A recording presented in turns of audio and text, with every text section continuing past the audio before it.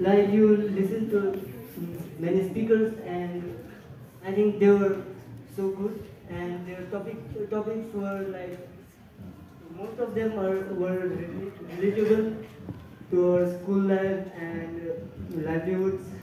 So, but my topic is in a different stage, so please try not to get bored. So, before I start, I want to ask you a question. All of you, please answer it. Um, what are you afraid of?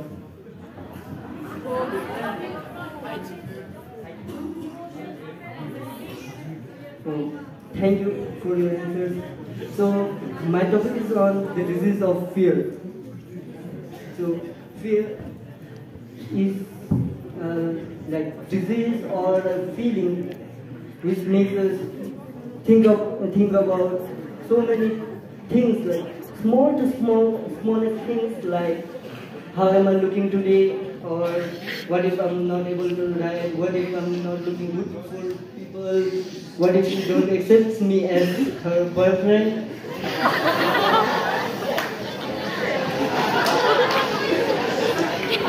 So, like, fear, sometimes it stays for a very long time, and sometimes it fades away in a very short period of time. Like, a few minutes ago, I was afraid of standing here, standing in front of you, because if I make any of mistake, even if it is a so small mistake, then you will start laughing at me and making fun of me. So, today I'm going to talk about my lifetime fear, and it started when I was just a kid. So let me take you all back to my childhood. It was the day when the disease, I got infected by that disease, and it was the day when my dad was taking his last breath in my mother's lap in front of me. It was 5th November 2014. At that time, I was just in class 4 and I didn't knew what was happening. I was not able to do anything instead of standing in front of them, just standing. I was not able to speak, I was not able to feel anything. I didn't know what was even happening at that time.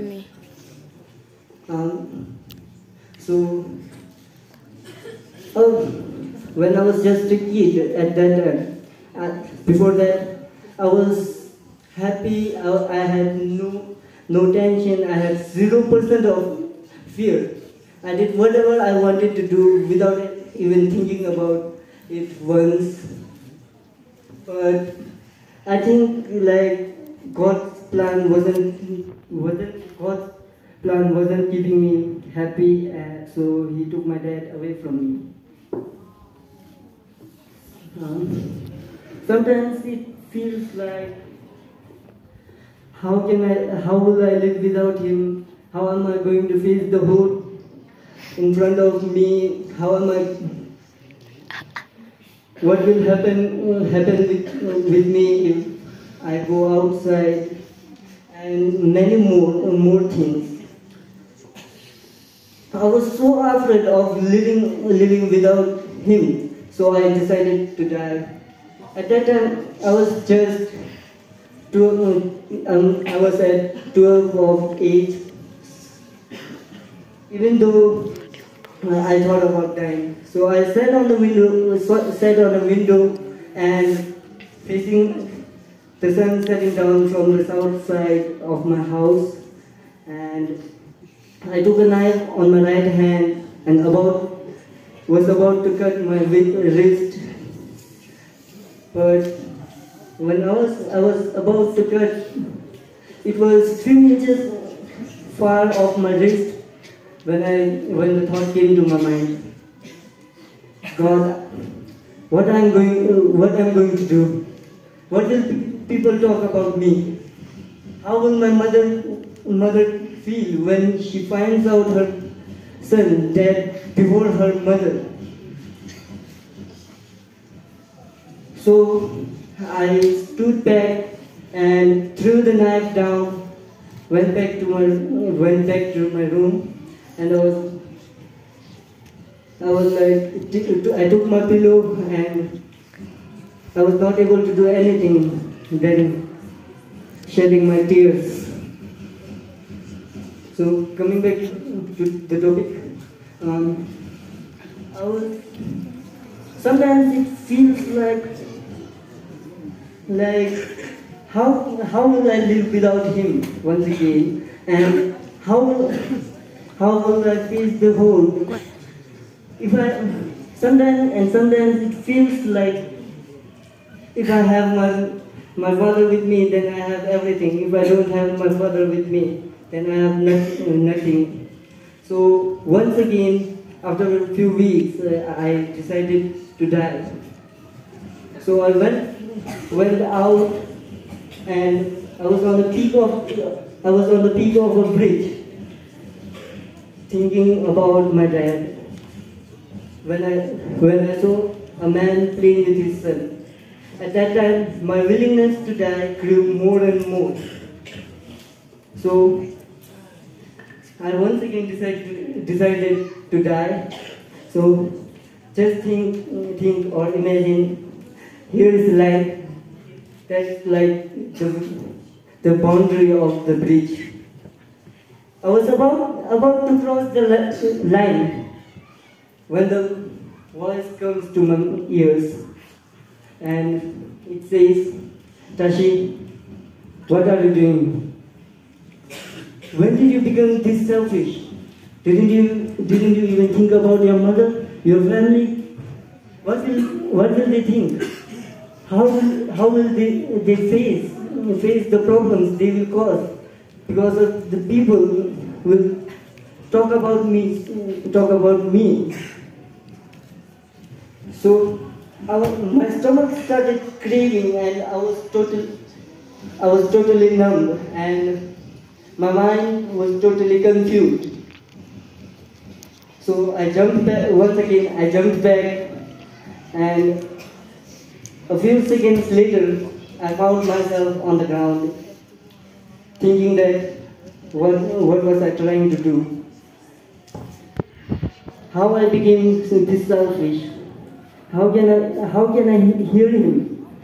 How can it is even possible? No, who was it? It was my dad's voice, who was still alive in my heart. So I went back to my home, and but this time I prayed to God. God, I'm sorry for what I did today. I tried to attempt suicide for the second time, not even thinking about my family, my parents, my family, my friends, and those who were close to me. So after that, I went to my mom and I hugged her and I apologized to her, saying, "I'm sorry, Mom. I failed to be a good son. I apologized to my sisters that I was unable to be success, being a good brother and a good friend."